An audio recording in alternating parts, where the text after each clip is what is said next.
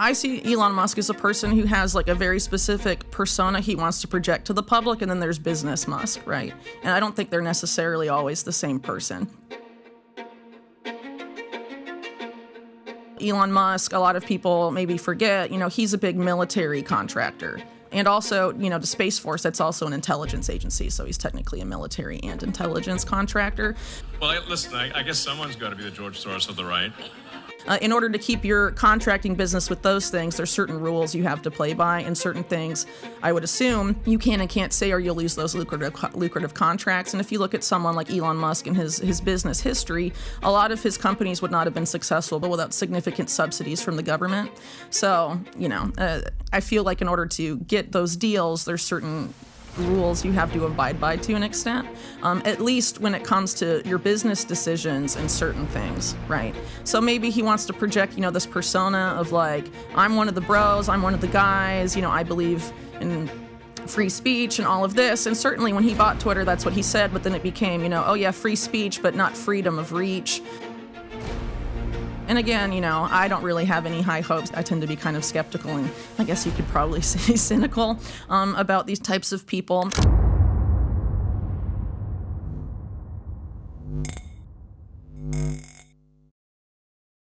Today we have Whitney Webb discussing the plan that's being hidden by big banks and the elite, and predicts that the mechanism to bring everything down has already begun. She says we've already seen financial giants like BlackRock using crypto and Bitcoin to control the money supply. But now, the next level of control has started to unfold. After the approval of the Bitcoin ETF earlier this year, we're seeing a strategic securing of lucrative government contracts, which Webb predicted the push towards a digital ID system tied to financial surveillance, aimed to control and monitor transactions. With the goal now to eliminate financial privacy, a system of programmable money is being created that can only be used and directed by authorities. While the dollar may be the last one to fall, there's a massive plan to completely tear down the way we use money. And this is only the beginning. Let's get right into the video with Whitney Webb, as she gives her prediction for what's coming in the days and weeks ahead. They're taking U.S. empire out of it, and they're having it basically be a direct weapon of the bankers. So instead of the bankers like buying up U.S. politicians and influencing U.S. empire and getting what they want that way, they're reimagining it to basically create this new economic system that we've seen bits of over the past few years. The idea of programmable, surveillable money, and also this idea of a voluntary carbon market. The goal of which is to have it be voluntary in name only, not unlike digital ID and all of that stuff. The IMF, the World Bank, intimately tied with U.S. empire. The U.S. military even admitted in documents that were published by WikiLeaks that they're financial weapons of the U.S. military, the IMF and the World Bank. It's been criticized by people on the left and the right. And then there's been time and time again, it's been revealed by even mainstream media.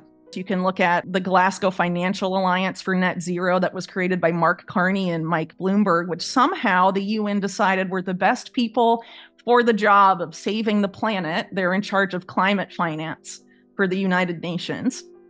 The stop and frisk New York mayor, billionaire from Salomon Brothers, Mike Bloomberg, and the former head of the Bank of England and Bank of Canada and former Goldman Sachs guy, Mark Carney. That's who's saving the planet for the UN. They're the ones reimagining this, the whole multilateral development banking system. And part of this involves this carbon market play where the World Bank, along with Google and some other actors, are developing climate wallets. It's designed to run on, I believe, the Chia network, which is the guy that invented BitTorrent, his new project. And they claim to be sort of like a net zero blockchain, I guess. And basically the idea of it is for people to participate in the carbon market to come. And the idea of people being able to sort of like monetize nature. And there's a whole lot of stuff going on with carbon credits and carbon markets right now. And it's a very murky legal area. And I'm very concerned about it because there's this whole mentioned but relatively unexplored issue of so-called carbon rights, where the person that buys the carbon credit can get rights to the carbon in the forest the credit represents. Does that make sense? Yes. So like, I buy a carbon credit in this forest, this Colombian rainforest, and now I am the potentially the owner of the carbon in those trees, so I can decide what happens to that carbon.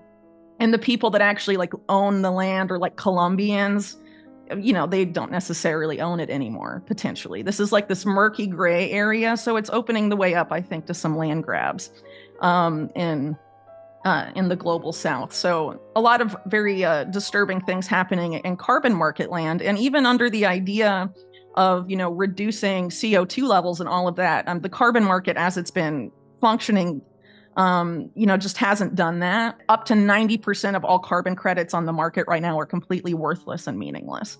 So it's basically like the junk bond scandal of the 1980s again. And what's interesting is that the person that invented carbon markets and carbon credit trading is a guy named Richard Sander, who worked at Drexel Burnham Lambert, the junk bond scandal bank of the 1980s. He was a senior vice president until he was brought in by the George Bush Sr. administration to apply free markets to environmental issues for Bush Sr.'s EPA, and then was contacted by this like Rockefeller oligarch guy who was at the UN named Maurice Strong to develop the same solution for carbon. And he's also the father of derivatives of financial futures, which of course helped explode in 2008. So the guy that invented all of that is the guy that invented carbon credit trading, and he also wants to make a market just like that for free water and free air, so you can, get basically taxed on that too. Webb has been warning for months that powerful players like BlackRock into the Bitcoin space. This is definitely a negative development in crypto. She asserts that these institutions are set to control a significant portion of the cryptocurrency supply, and emphasizes the importance of resisting this obvious influence on the market. I think a lot of this we're going to be seeing going forward, this push to have economically destabilized countries in Latin America turn towards dollar-denominated stable coins. Like that's happening in Argentina, for example, because of like the issues with the peso there and how it's been devalued so much, even under Milei. People are flocking to dollars essentially, but like stable coins, either like Tether USDT or Circle's USDC. And this whole crypto ecosystem in Argentina is pretty much, largely managed by this one particular network that's intimately tied to the satellite company I was talking about. They're all tied up with this group called Endeavor, which Endeavor has an Argentina branch. They have branches really all over the world. They're based in the United States.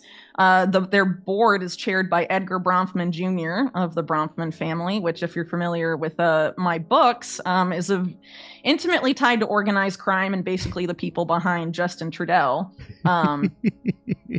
And another person on their board is Reid Hoffman, who's the co-founder of LinkedIn, who was a member, part of the so-called PayPal mafia, and probably the closest person in Silicon Valley to Jeffrey Epstein.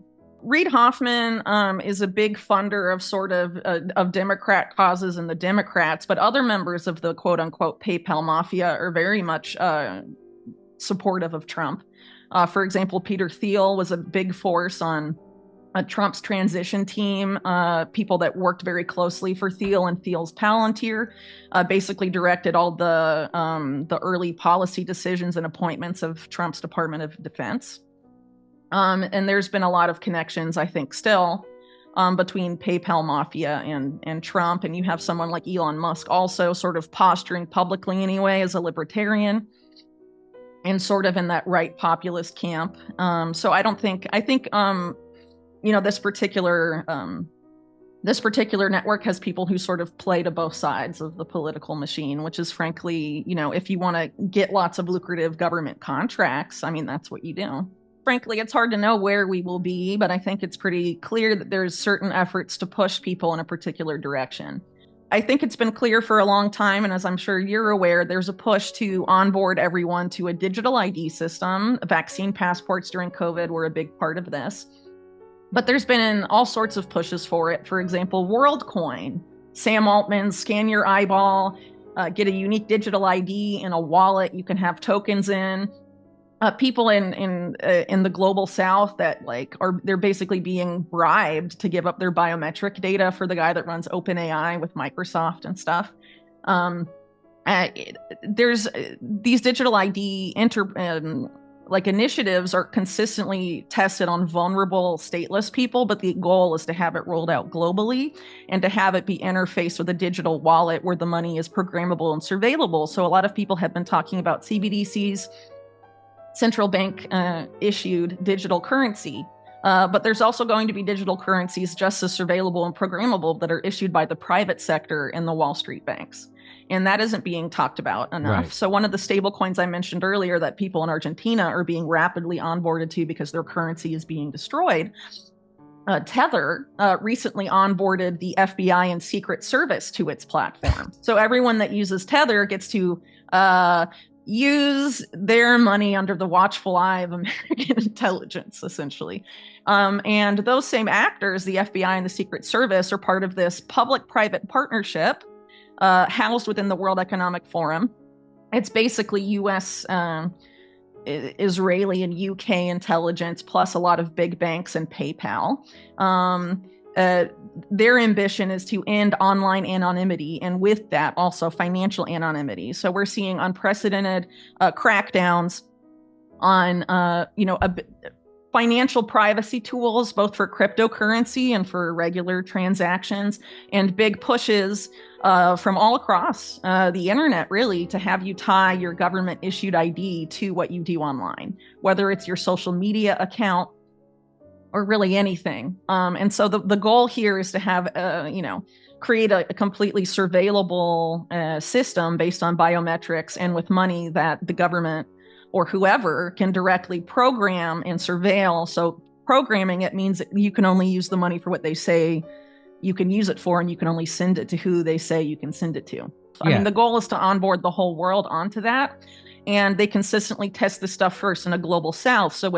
On the global south. So like what this article is about is a big effort to essentially wrap up a significant amount of Latin America by focusing at the subnational level, the local level, onto these kinds of systems under the guise of we must decarbonize now. Yeah. But really if you look at sort of like the fine print, I guess you could say, of this program, the decarbonization funds go toward a specific company that's tied up with this particular group that's trying to build an intercontinental power smart grid from the Americas, and they've been testing their smart grid in poor communities in Latin America, in Los Angeles, actually, in the U.S., and also in Colombia and some other countries, with the idea of having it all tied together and having energy be currency. And the idea is to move away from currency as we know it now, and have all these commodity-backed currencies, and that people trade energy or trade carbon credits.